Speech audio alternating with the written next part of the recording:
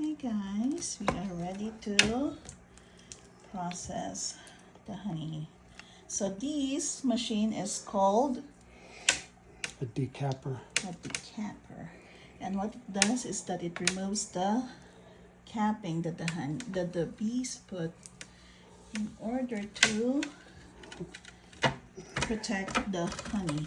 Then this is how it looks I found like. this the most efficient way without a lot of wax waste. Yeah. So this is how it looks like. That's the capping, and you have to decap it.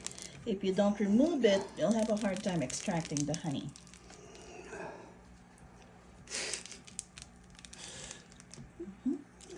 And when it's done, like so, we're gonna put it right here. Ta-da! In our honey extractor. Put it like that. Right there. And it's secure right there.